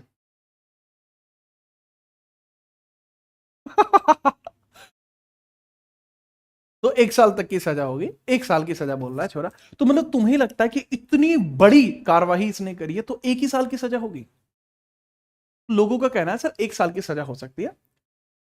देखो तुम्हारी गलती अब मैं यहां नहीं बताता, मैं तुम्हारी गलती यहां नहीं बताता। आपने आपसे पहले जो भी पढ़ा है या आपको जो भी समझ में आया आपने वो बताया। इवन मैं ये भी बात कर रहा हूं कि कई सारे जो और भी टीचर्स हैं जो मूल विधि कई बार पढ़ा रहे होते हैं, तो वो भी बच्चे को इस बारे में चीजें क्लियर नहीं करते, और बच्चों को लगता है कि उनको सही पता लग गया है या उन्होंने जो बताया गया वो पर्याप्त है। गलत है ये, आपको भी संपूर्ण जानकारी इसकी नहीं है। दरअसल बाबू, ये जो अधिनियम आया था ना, घरेलू हिंसा से महिला का संरक्षण अधिनियम 2005, ये सजा देने के लिए आया ही नहीं था। ये सिर्फ इसलिए था कि महिला के जो हिंसा हो रही है वो अभी फिलहाल में रुक जाए। सजा इसके अकॉर्डिंग मिलती ही नहीं है बाबू, इसके अकॉर्डिंग सजा मिलती ही नहीं है। ये एक्ट सजा देने के लिए बना ही नहीं है। ये एक्ट क्यों बना फिर? ये एक्ट कह रहा है अगर संरक्षण आदेश तोड़ोगे तो इतनी सजा मिलेगी, केवल संरक्षण आदेश तोड़ने की बात की गई है। तो होगा क्या उसके लिए आप देख लेना इस केस में क्या होगा। इस केस में ये सजा नहीं होती। अल्फा चीता को जो सजा मिलेगी वो मिलेगी मिनिमम 3 साल और मैक्सिमम 10 साल मिल सकती है। उसके लिए क्या है, घरेलू हिंसा में सजा का प्रावधान वो यहां पर दिया गया है। अब इसको आप लिख लेंगे, घरेलू हिंसा में सजा का प्रावधान, घरेलू हिंसा में सजा का प्रावधान, घरेलू हिंसा में सजा।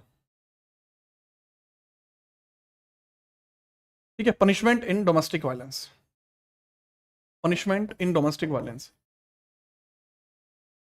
इन डोमेस्टिक वायलेंस,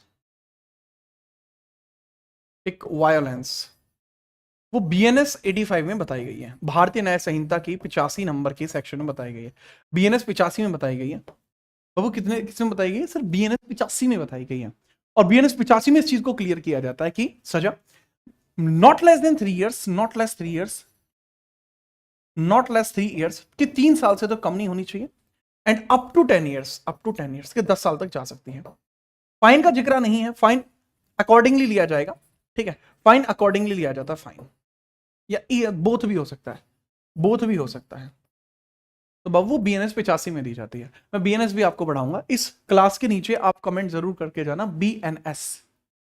ठीक है, फटाफट से, फटाफट आगे बढ़िए, आगे बढ़िए, आगे देखते हैं, आगे बढ़िए, आगे बढ़ते हैं फटाफट से। ठीक है चलो, अब धारा 31 के अधीन जो अपराध होंगे वो कैसे होंगे, वो धारा 32 में बताया गया है। धारा 32 में बताया गया है इन अपराधों की प्रकृति। धारा 32 देख लीजिए, धारा 32 क्या कहती है, धारा 32 क्या कहती है? धारा 31 के अधीन किए गए अपराधों की प्रवृत्ति। धारा किसके अधीन? धारा 31 के अधीन, अधीन हुए अपराधों की, अपराधों की प्रवृत्ति, अपराधों की प्रवृत्ति, नेचर की बात कर रहे हैं कि यहां जो नेचर ऑफ क्राइम है वो कैसी होगी, प्रवृत्ति। नेचर ऑफ क्राइम कैसा होगा? Nature of crime under section 31, nature of crime की बात की गई है, नेचर ऑफ क्राइम की बात की गई है, अपराधों की प्रवृत्ति की बात की गई है, अपराधों की प्रवृत्ति, नेचर ऑफ क्राइम की हम बात कर रहे हैं, nature of crime, nature of crime की हम बात कर रहे हैं, नेचर ऑफ क्राइम की हम बात कर रहे हैं। तो नेचर ऑफ क्राइम आपका किस प्रकार से देखने को मिलता है सर जी?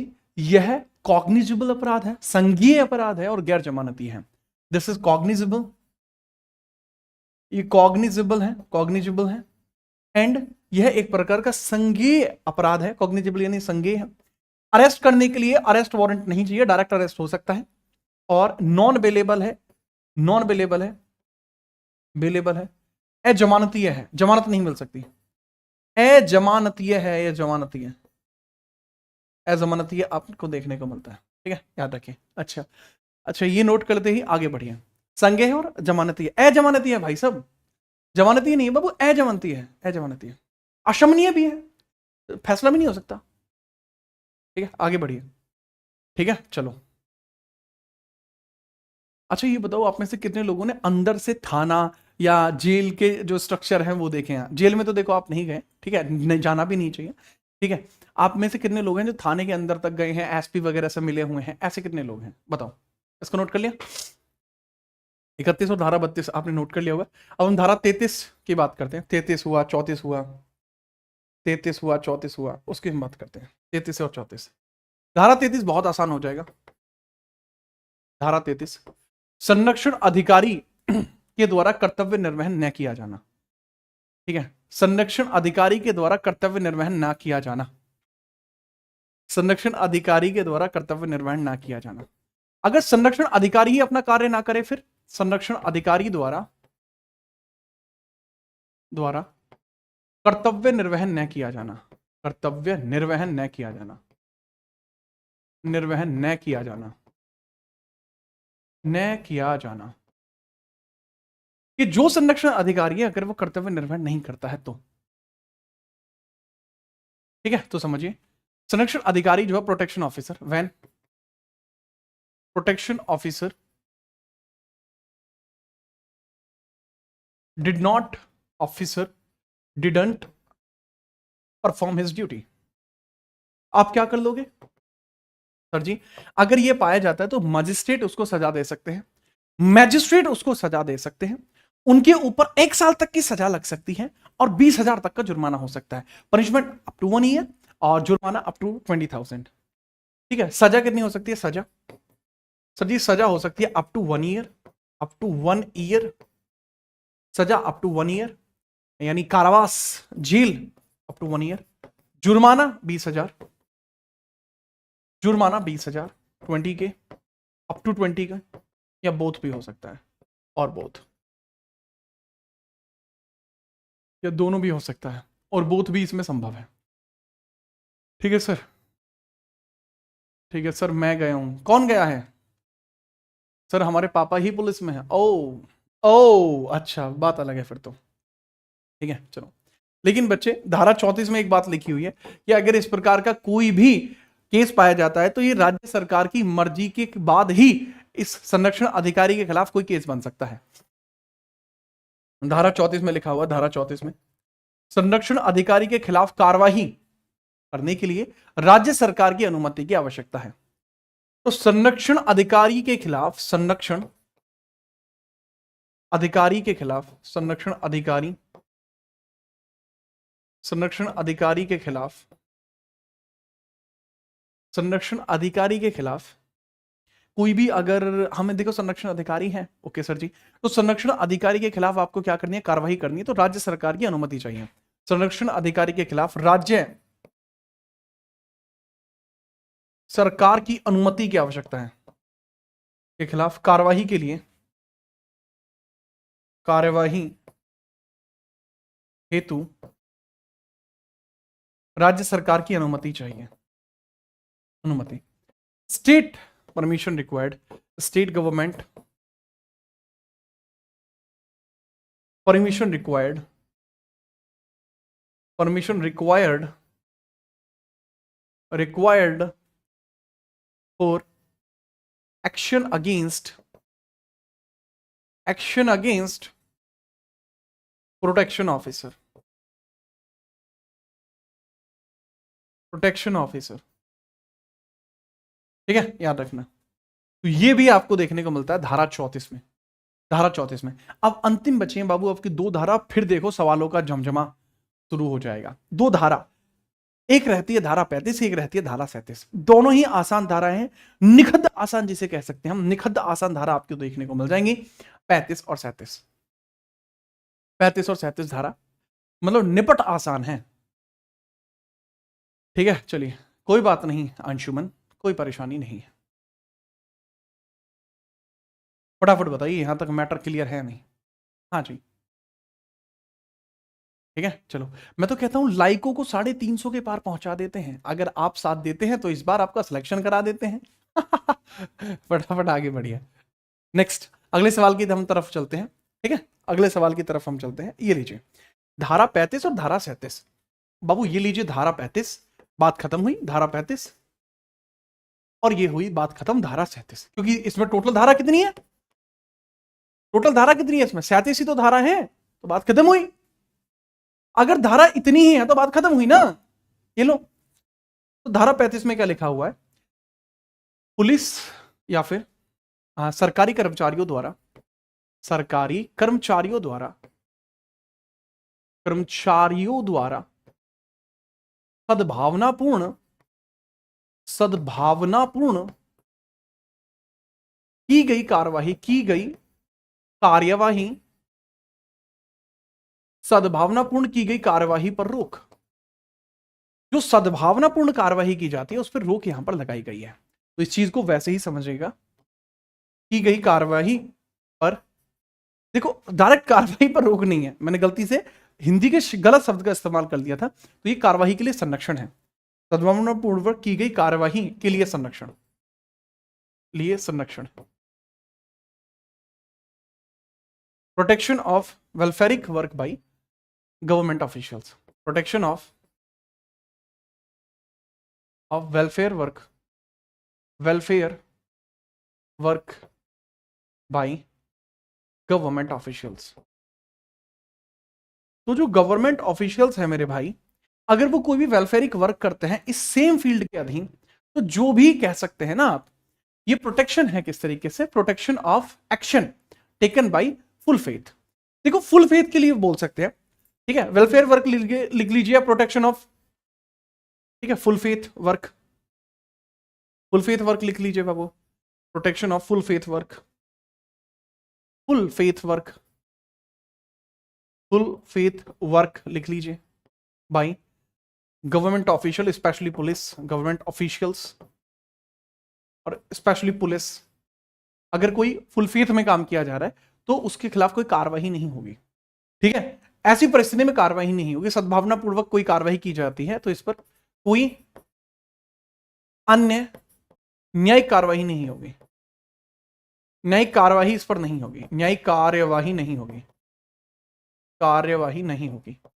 इस पे आप कह सकते हैं कि कोई अनलीगल एक्शन होगा। No other legal action, no other legal action, no other legal action, no other legal action, कोई भी अन्य लीगल एक्शन नहीं होगा।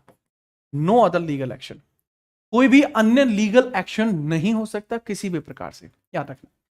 धारा 37 में है कि यह इस अधिनियम पर, इस अधिनियम पर कानून बनाने की शक्ति केंद्र की है। इस अधिनियम पर कानून बनाने की शक्ति केंद्र की है। कानून बनाने की शक्ति किसकी है? बनाने की शक्ति केंद्र की है।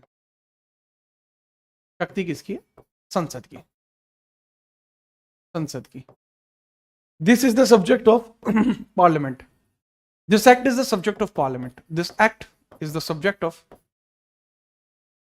Is the subject of parliament, this act is the subject of parliament. बाबू बात होती है खत्म, अब हमें क्वेश्चंस के लिए तैयार और पोल के लिए तैयार। क्या आप पोल के लिए तैयार हैं?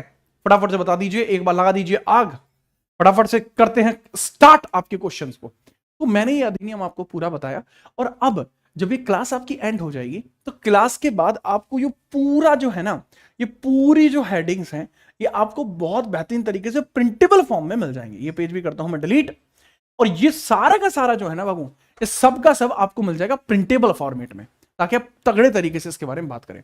अब क्वेश्चन करते हैं सारे क्वेश्चंस इससे रिलेटेड। आज तक जितने भी क्वेश्चंस आए हैं, किसी भी पेपर में आए हैं, उन सब के बारे में हम चर्चा करेंगे। उन सब के बारे में फटाफट वाली चर्चा हम करने वाले हैं। इसके बारे में बात कर चुके थे, ठीक है। अब देखिएगा जो जो क्वेश्चंस आपके सामने आए हैं लीजिएगा, ठीक है। तैयार हैं आप? फटाफट एक बार बताइए, क्वेश्चंस करने के बारे में तैयार है? कुछ क्वेश्चन हमने कल करे थे, कुछ क्वेश्चन हम आज करेंगे।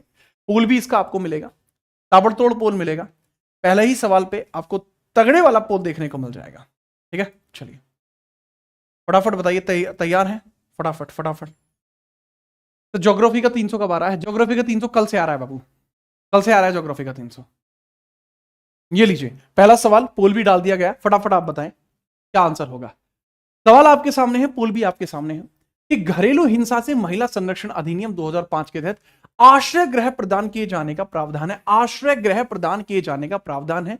अगर महिला का संरक्षण चल रहा है, आश्रय गृह की बात कौन से वाले, मतलब आप कह सकते हैं किस सेक्शन में आश्रय गृह की बात की गई है, तो सीधे तौर पर आपसे पूछा जा रहा है कि किस सेक्शन में आश्रय गृह की बात की जा रही है।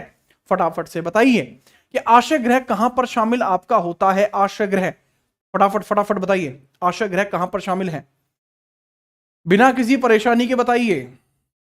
ठीक है, आश्रय गृह कहां पर शामिल है? धारा 6 है, 7 है, कौन सी है आश्रय गृह के बारे में? यस यस कर रहे, अरे यस कर रहे हो, जवाब भी तो दो भैया, आश्रय गृह का जवाब नहीं दे रहे हो, फटाफट बताइए आश्रय गृह कहां पर आपको देखने को मिल जाता है, बिना परेशानी के बताइए।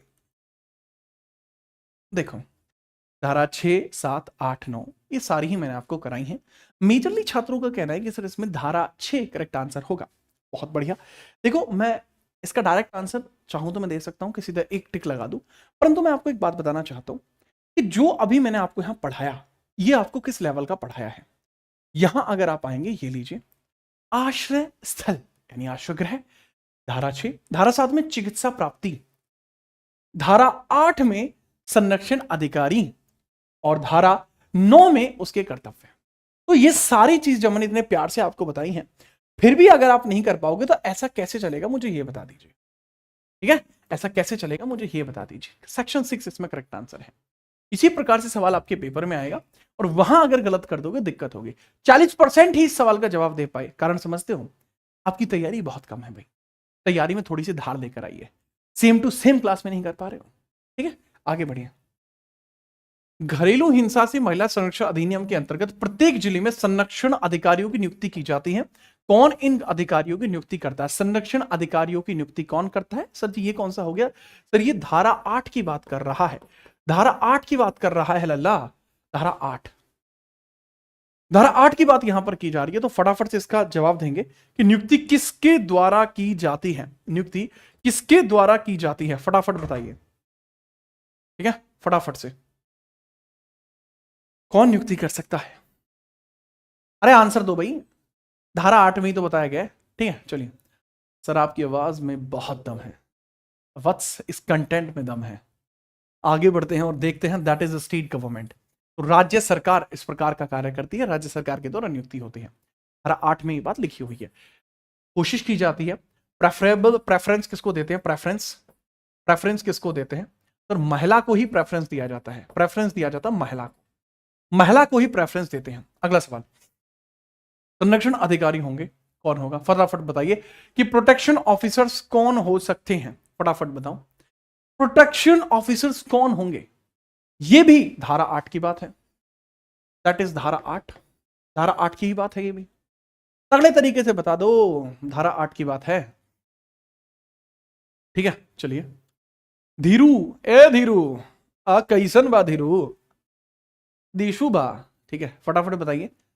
अपर्णा भी, काफी बच्चे क्लास में है, शाबाश। पोल, अरे पोल वाला लल्ला, ठीक है, ये लीजिए।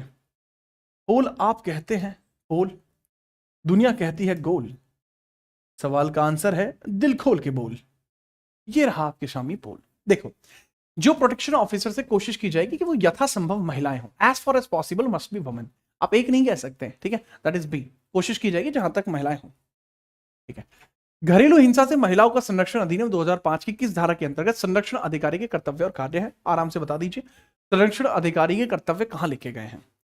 आपके सामने ऑप्शंस है, फटाफट से इनके बारे में चर्चा करिए। पोल आपके सामने है, पोल में आंसर करिए। पोल आपके सामने है, पोल में आंसर करिए बिना परेशानी के। ठीक है, फटाफट से बताओ। इसके बारे में बता सकता हूं, मजिस्ट्रेट की मदद करना, क्या काम होते हैं बाबू इनके? जो भी धारा के अंतर्गत जो संरक्षण अधिकारी होते हैं, इनके क्या काम होते हैं? मजिस्ट्रेट की हेल्प करना, और कोई भी अगर वुमेन आती है यहाँ पर डोमेस्टिक वायलेंस से पीड़ित है, उसका मेडिकल कराना, मेडिकल कराने के पश्चात उसकी जो रिपोर्ट है वो मजिस्ट्रेट को भेजना, वो सभी कार्य इसके अंतर्गत होते हैं। करेक्ट आंसर होता है सर जी धारा 9, धारा 9 होता है। तो इसके अंदर सी ऑप्शन जिन लोगों ने चुना है, ठीक है, उनकी संख्या आप देख सकते हैं थोड़ी कम ही देखने को मिली है। कहां ध्यान है तुम लोगों का, समझ नहीं पा रहा हूं मैं, ठीक है। चलो आगे बढ़िए, अगला सवाल। घरेलू हिंसा से महिला संरक्षण अधिनियम के प्रावधानों का जनता के समक्ष व्यापक प्रचार प्रसार का कर्तव्य किसका है? बहुत बढ़िया, धारा 11। धारा 11, मैंने कहा था धारा 11 से सवाल कम बनते हैं, बट मैंने पढ़ाया है धारा 11 आपको, पढ़ाया मैंने, धारा 11 भी है आपको, ठीक है। चलिए धारा 11 बताइए जी। सत्तू, धारा 11 बोलना भाई, धारा 11 जवाब दीजिए, धारा 11 जवाब दीजिए। तो धारा 11 में आपको क्या देखने को मिलता है कि भैया अधिनियम के प्रावधानों को जनता के समक्ष व्यापक प्रचार प्रसार करना यह किसकी जिम्मेदारी है?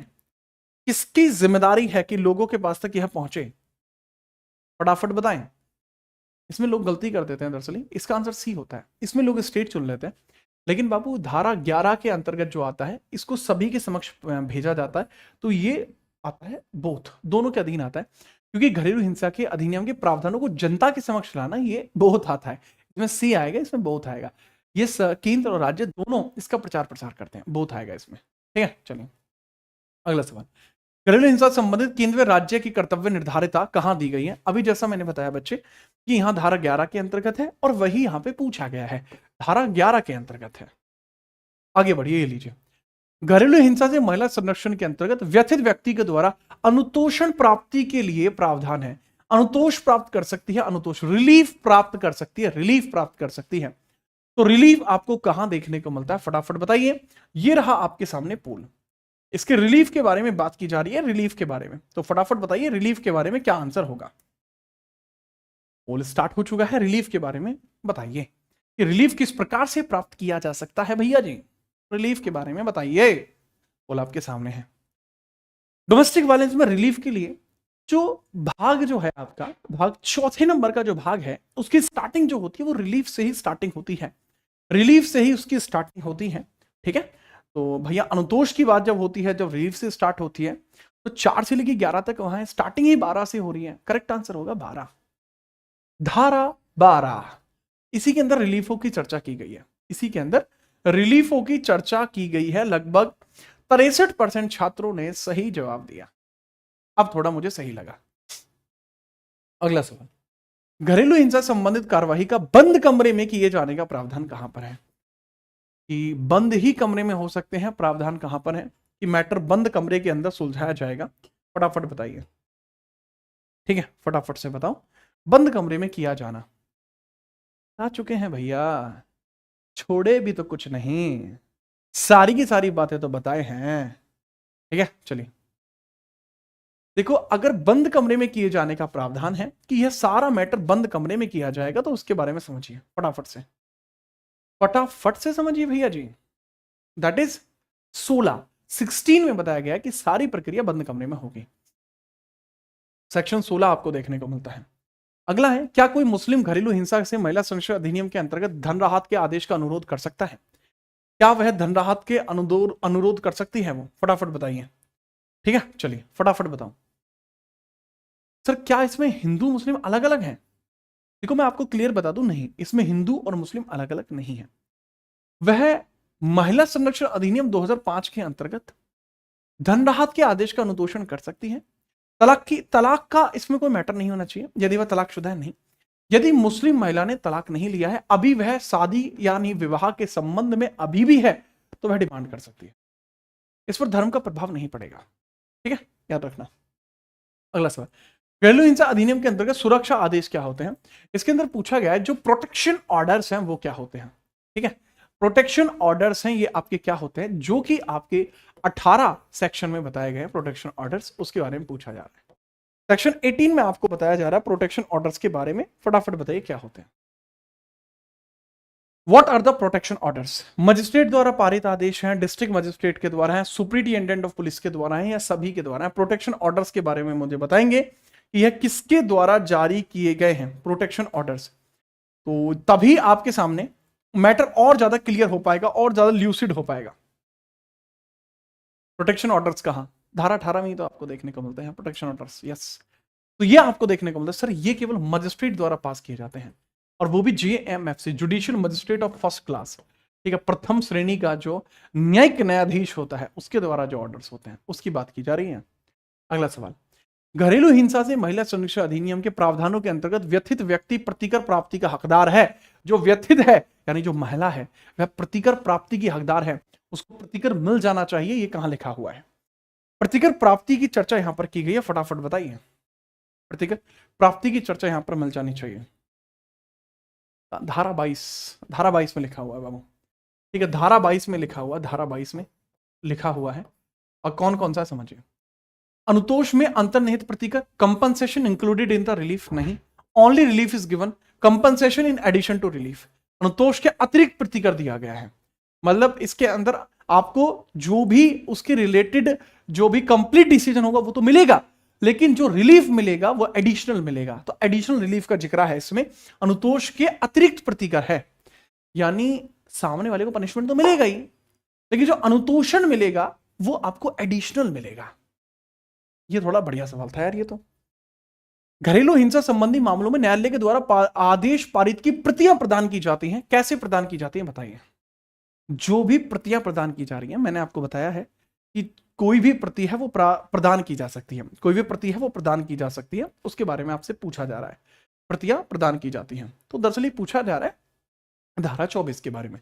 धारा 24 में क्या लिखा हुआ है आप मुझे बता दिए, धारा 24 में क्या लिखा हुआ है, सेक्शन 24 में क्या लिखा हुआ है, सेक्शन 24 में क्या लिखा हुआ है, फटाफट से बताएं। सेक्शन 24 क्या कहता है? सेक्शन 24 कहता है कि सर ये निशुल्क फ्री आपके होंगे, निशुल्क दी जाएंगे। सेक्शन 24 में ये बात लिखी हुई है, जितने भी ऑर्डर्स होते हैं वो फ्री में पब्लिश किए जाएंगे, जितने भी ऑर्डर्स होते हैं वो फ्री में पब्लिश किए जाएंगे। मुझे नहीं लगता कि इसमें कोई भी दिक्कत आपको होगी। आगे बढ़े, शाबाश। घरेलू हिंसा में महिला संरक्षण अधिनियम के अंतर्गत घरेलू हिंसा से संबंधित जो विचारण में जो सक्षम न्यायालय कौन से होते हैं, जो सक्षम न्यायालय होते हैं वो आपके कौन से होते हैं? धारा 27 की बात की जा रही है, किसकी? जो सेक्शन 27 है, धारा 27 की बात की जा रही है। अभी मैं धारा 27 आपको पढ़ा के हटा था। धारा 27 में मैंने बताया कि जो भी आदेश होगा पूरे भारत पर लागू होगा, परंतु आदेश देने वाला जो व्यक्ति होगा वो कौन होगा? So that would be JMFC. That would be JMFC. तो JMFC का मतलब है फर्स्ट क्लास जुडिशियल मजिस्ट्रेट, प्रथम वर्ग न्यायिक magistrate. A is the correct answer. आपको बात समझ में आ रही है? हाँ। तो 1 लाइक सवाल के नाम, 1 लाइक आपके सिलेक्शन के नाम, फटाफट से करो। हाँ हम भी तो तगड़े तरीके से। JMFC बहुत बढ़िया। यदुवंशी आगे बढ़िए। ये देखिए, घरेलू हिंसा से महिला संरक्षण अधिनियम के अंतर्गत प्रत्यार्थी के द्वारा संरक्षण आदेश या किसी अंतरिम आदेश को भंग किए जाने पर दंड का प्रावधान है। कितना दंड उसको मिल सकता है और इस दंड की व्याख्या कहां की गई है? फटाफट से मुझे बता दीजिए, दंड कितना मिल सकता है और इस दंड की व्याख्या कहां की गई है? फटाफट से बता दीजिए। सर जी BNS 85 तो अलग हो जाएगा, लेकिन यहां पर बात की जा रही है, आ जाइए, यहां बात की जा रही है सेक्शन 31 की, दैट इज सेक्शन 31, कि अगर वो सेक्शन आपका 18, 19, 20 या 22 का उल्लंघन करता है तो सेक्शन 21 क्या कहता है? 1 वर्ष की कारावास उसको मिल सकती है, अधिकतम 20,000 का जुर्माना, या दोनों में से कोई एक भी। ठीक है, याद रखेंगे आप, बहुत बेहतरीन। अगला सवाल ये रहा, फटाफट बताइए, घरेलू हिंसा से महिला संरक्षण अधिनियम के तहत संरक्षण आदेश के भंग पर दंड का प्रावधान कहां दिया गया? सेक्शन पूछा है, अभी जस्ट बताया है।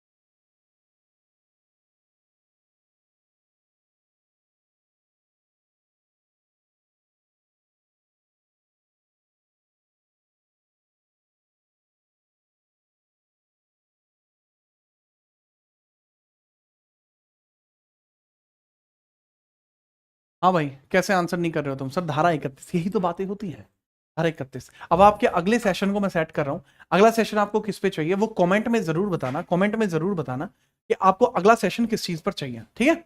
अगला सेशन आपके किस एक्ट पे चाहिए वो जरूर बताना। आगे बढ़िए, अगला सवाल। घरेलू हिंसा से महिला संरक्षण अधिनियम के अंतर्गत धारा 31 के अधीन अपराध दंड प्रक्रिया के अधीन अपराध माना जाएगा। कैसा अपराध होगा? धारा 31 के अधीन जो भी अपराध होगा उसकी प्रवृत्ति कैसी होगी पूछा जा रहा है, उसका नेचर कैसा होगा। प्रवृत्ति के बारे में सर जी धारा 32 में जिक्र किया गया है। धारा 32 इसकी नेचर को बताती है, वह संज्ञेय और जमानती है। जमानती नहीं है, संज्ञेय व अजमानती है। नॉन कॉग्निजेबल है एंड बेलेबल नहीं। यार बेलेबल नहीं है, वो क्या कर रखा है इसने, नॉन क्या कर रखा है, असंज्ञेय लिख रखा है।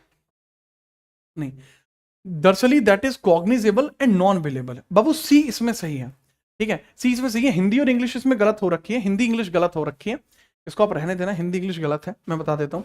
संज्ञेय अपराध है ये, संज्ञेय अपराध है और अजमानती है, अजमानती है, अजमानती है, ठीक है, अजमानती है। तो कहने की बात होगी संज्ञेय है और अजमानती है, अजमानती है, नॉन बेलेबल है। यह जमानती है लिख रखा है, अजमानती है ये, ठीक है, संज्ञेय और अजमानती है, यानी ये होना चाहिए। अब यहां नॉन कॉग्निजेबल लिख रखा है, आप वो लिखिए, ठीक है, कॉग्निजेबल, कॉग्निजेबल एंड अजमानतीय का मतलब हो जाएगा that is non bailable, non bailable, non bailable, ठीक है। इसमें ऑप्शंस में मेरे ख्याल से कुछ त्रुटि है, आप याद रखना संज्ञेय है और अजमानतीय है, ठीक है, आप ऐसे याद रखना। ये मैच नहीं कर रहा मुझे, मेरे ख्याल से। यदि कोई संरक्षण अधिकारी मजिस्ट्रेट के द्वारा निर्देशित उसके कर्तव्यों का निर्वहन करने में विफल रहता है तो वह दंडनीय होगा। कितनी सजा उसको दी जा सकती है इसके बारे में पूछा जा रहा है, कितनी सजा उसको दी जा सकती है इसके बारे में पूछा जा रहा है। फटाफट से कितनी सजा दी जाएगी सर? सजा के बारे में अगर आप याद रखें, अगर कोई ऐसा कार्य नहीं कर पाता है तो उसको सजा कितनी मिल जाएगी बाबू? उसको सजा कितनी मिलेगी? उसको मिलेगी 1 वर्ष के कारावास या 20,000 रुपए तक का जुर्माना है, दोनों। इसमें इंप्रीजनमेंट हो जाएगा 1 ईयर का, फाइन हो जाएगा 20,000 का, या दोनों। D is the correct answer, right, D is the correct answer, बेहतरीन ढंग से। अगला सवाल ये रहा, घरेलू हिंसा से महिला संरक्षण अधिनियम के अंतर्गत संरक्षण अधिकारी के द्वारा सद्भावना पूर्वक की गई जो कार्यवाही होगी वह उसके अंतर्गत कारित संभाव्य नुकसान के लिए संरक्षण का जो प्रभाव है वो कहां देखने को मिलता है? संरक्षण का जो प्रभाव है वह कहां देखने को आपको मिलता है? फटाफट से बताइए, ठीक है, फटाफट बताओ। देखो मैंने बताया था अंतिम आर्टिकल, अंतिम सेक्शन होते हैं 35 और 37। 35 में सद्भावना पूर्वक कार्यवाही का विवरण है, 37 में बताया गया है कि केंद्र इस पर कानून बनाएगा। तो 35 हमें यहां पर चूज करना है, दैट इज द पॉइंट। 35 में ही बताया गया सद्भावना पूर्वक कार्यवाही, ठीक है, याद रखिएगा। तो यह आपका बेहतर हो जाएगा। अब आप मुझे बताना कानून बनाने का अधिकार किसका है? आप मुझे बताइए, क्वेश्चन है, होमवर्क क्वेश्चन है, कानून कौन बनाएगा, कौन बनाइएगा? आपसे ऑप्शंस हैं सेंटर, स्टेट, बोथ या नन, या नन। तो आपको इसका कमेंट जरूर करना है ताकि मुझे पता लग पाए कि हाँ आपने यहां तक क्लास को देखा है। ध्यानपूर्वक मुझे बताना कानून कौन बनाएगा, इसके ऊपर जरूर बताना। अगला आपका जो चैप्टर है वो कौन सा स्टार्ट किया जाए उसके बारे में जरूर चर्चा कीजिए। आप ये जरूर बताना ये जो एक्ट है आपका अगला कौन सा एक्ट इसके अंतर्गत लेके आया जाए। कोई पूछे कि मूल विधि कहां से पढ़े हो तो बस एक बार नाम बता देना, मेरे लिए उतना पर्याप्त होगा। आपका यह समर्थन एक दिन आपका सिलेक्शन करा के मानेगा।